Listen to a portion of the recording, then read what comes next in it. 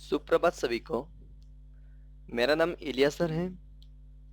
प्यारे बच्चों, आज हम वसंत किताब से 8वीं कक्षा से एक पाठ पढ़ने जा रहे हैं। उस पाठ का नाम है चिट्ठियों की अनोखी दुनिया और इसके लेखक हैं अरविंद कुमार सिंह।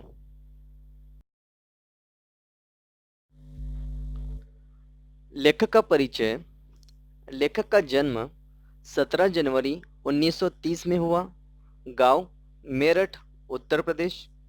प्रमुख रचना सीता निष्कासन, हवा को किसने देखा है, प्यारे सी सुंदर है मछली, विक्रम सैंधव आदि। शिक्षण एमए अंग्रेजी साहित्य। पाठ का सार। फोन या एसएमएस क्षणिक सुख देते हैं। जैसे फास्ट फूड कभी भी पारंपरिक व्यंजनों का स्वाद नहीं दे सकते हैं, उसी तरह पत्र का स्थायित्व कभी भी फोन या एसएमएस द्वारा नहीं मिल सकता है। एक पत्र को बार बार पढ़ा जा सकता है। पुराने पत्र पुरानी यादों को ताज़ा करने में अहम भूमिका निभाते हैं, जबकि फोन पर की हुई बात वर्तमान में ही समाप्त हो जाती है। पाठ की ओर। प्रस्तुत पाठ लेख में चिट्ठियों की विचित्र दुनिया से हमारा परिचय कराया गया है। इसके अलावा पत्रों का महत्व, सभ्यता के विकास में उनका योगदान, इस वैज्ञानिक युग में भी उनकी महत्ता, ग्रामीण जीवन में पत्रों की अतिशय महत्ता का रोचक वर्णन किया गया है। पत्रों को विभिन्न प्रांतों में विभिन्न नामों से जाना जाता है।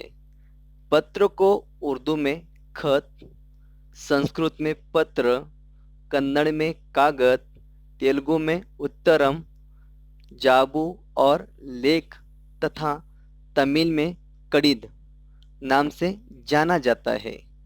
पत्र हमारी यादों को लंबे समय तक ताज़ा बनाए रखते हैं।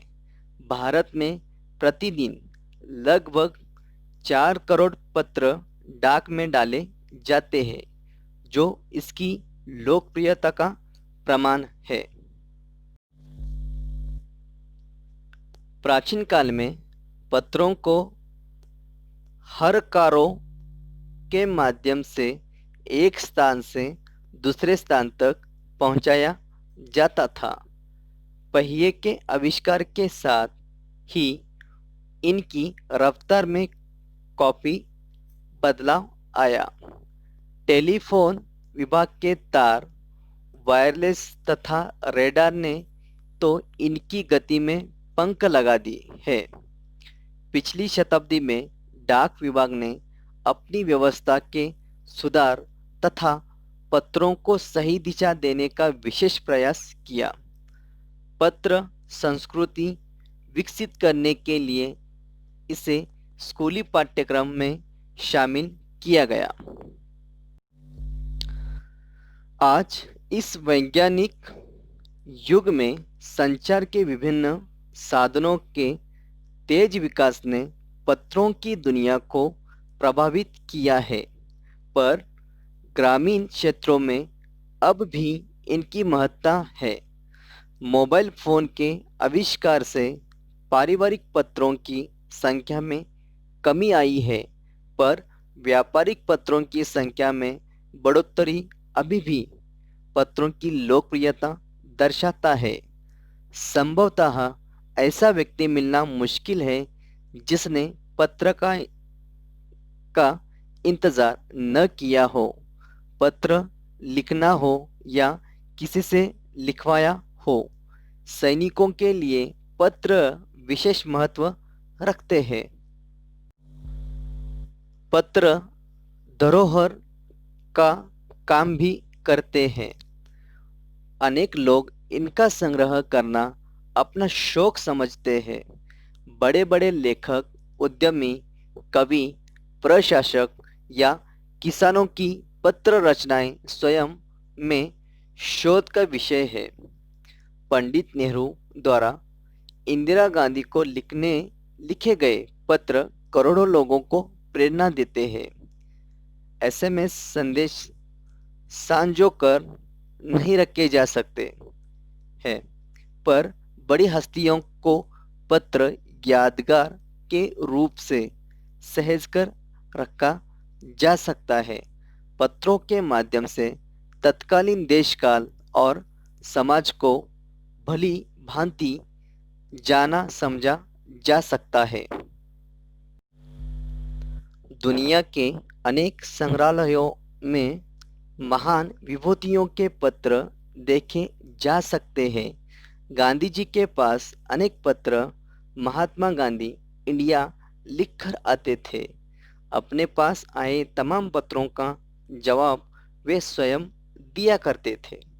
उनकी जवाबी पत्रों को लोग यादगार के रूप में या फ्रेम में सजाकर रख लेते थे। पत्रों के आधार पर अनेक पुस्तकें लिखी गई है। पत्र दस्तावेज जैसा ही महत्व रखते हैं। निराला के पत्र, पंत के 200 पत्र, बच्चन के नाम आदि इसके प्रमाण है। प्रेमचंद होनहार लेखकों को पत्र के माध्यम से प्रेरित करते थे। नेहरू, गांधी जी, रविंद्रनाथ टैगोर के पत्र प्रेरणा स्रोत होते थे।